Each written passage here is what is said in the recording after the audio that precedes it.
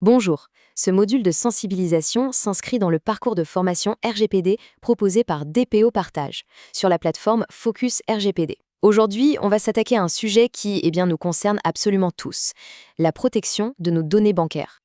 Le sujet du jour est donc la fraude à la carte bancaire. L'objectif est assez simple, bien comprendre comment ça marche pour pouvoir s'en protéger efficacement. C'est devenu, on peut le dire, une compétence indispensable à l'ère du numérique. Et ça nous amène à une question fondamentale. Est-ce que nos informations bancaires sont un jour vraiment à l'abri? C'est un peu le point de départ de toute notre réflexion. Et on va voir que la réponse, elle n'est pas si simple et dépend beaucoup de nos propres actions. Alors, voici le programme. D'abord, on va définir la menace. Ensuite, on regardera les méthodes des fraudeurs. Après ça, on verra comment mettre en place un bouclier numérique. On abordera aussi le protocole d'urgence.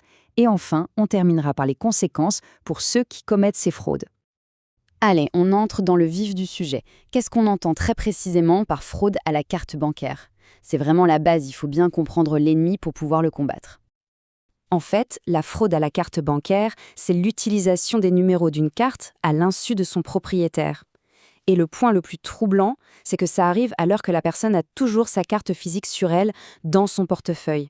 C'est ce paradoxe qui rend la chose si insidieuse. Bon, mais alors comment ils s'y prennent concrètement, ces fraudeurs? Comprendre leur tactique, c'est la première étape et la plus importante pour ne pas tomber dans leur piège. Et il faut savoir qu'ils sont malheureusement très, très créatifs. Leurs méthodes sont vraiment variées. Il y a le grand classique, le hameçonnage ou phishing par email ou SMS. Il y a le piratage de comptes en ligne, là où les données de la carte sont déjà enregistrées. On a aussi les fuites de données massives sur certains sites web, l'infection des ordinateurs ou des téléphones par des logiciels malveillants, et même des dispositifs physiques installés sur des distributeurs automatiques ou chez des commerçants peu scrupuleux. Bref, le danger peut venir de partout. Heureusement, face à tout ça, on n'est pas impuissant, loin de là. On passe maintenant à la partie solution. Comment on se construit un véritable bouclier numérique? Ça passe par des habitudes toutes simples, mais proactives. La règle d'or, la voici. Il ne faut jamais, au grand jamais, communiquer des coordonnées bancaires par messagerie, email ou par téléphone.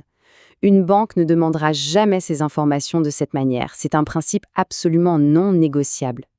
Autre habitude essentielle, être vigilant. Ça vaut vraiment le coup de prendre quelques minutes, de temps en temps, pour jeter un œil à ces relevés de compte. Plus une opération suspecte est repérée tôt, plus il est facile d'agir et de limiter la casse.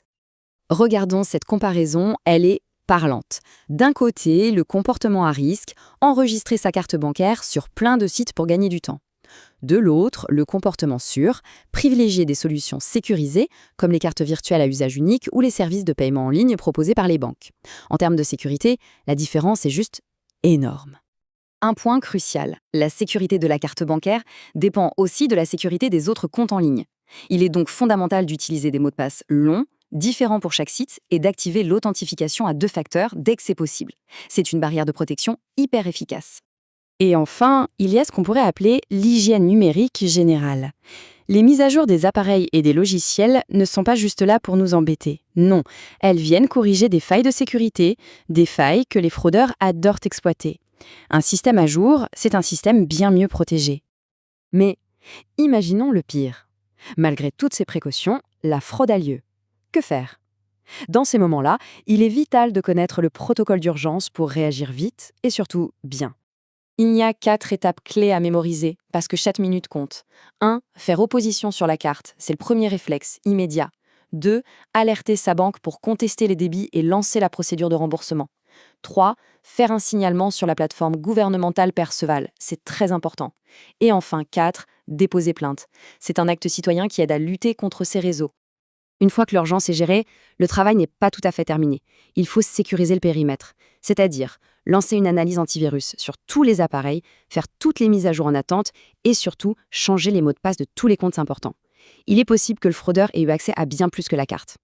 Pour terminer, il est bon de savoir que ces actes ne sont pas sans conséquences. Bien au contraire, la loi est extrêmement sévère envers les fraudeurs. Pour l'usage frauduleux d'une carte, ce qui est qualifié d'escroquerie, l'amende maximale peut grimper jusqu'à 375 000 €. C'est un chiffre qui parle de lui-même sur la gravité de l'infraction. Et ce n'est pas tout. Cette amende peut être accompagnée d'une peine de prison allant jusqu'à 5 ans. Et pour que ce soit bien clair, l'arsenal juridique est vraiment complet.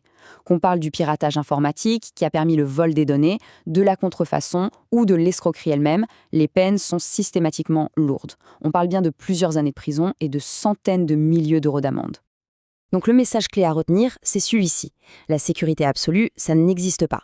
Mais une vigilance de tous les instants, couplée à de bonnes habitudes numériques, c'est de loin la meilleure protection qui soit. Et voilà, on arrive à la fin de cette analyse. Il faut garder à l'esprit que cette connaissance est un véritable outil. Cette sensibilisation est une initiative de DPO Partage via la plateforme Focus RGPD et son but est de donner les clés pour protéger les données, qu'elles soient personnelles ou, comme ici, financières. Pour conclure, une petite question pour la réflexion.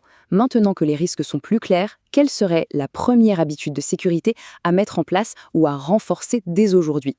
La réponse, bien sûr, appartient à chacun. Merci de votre attention.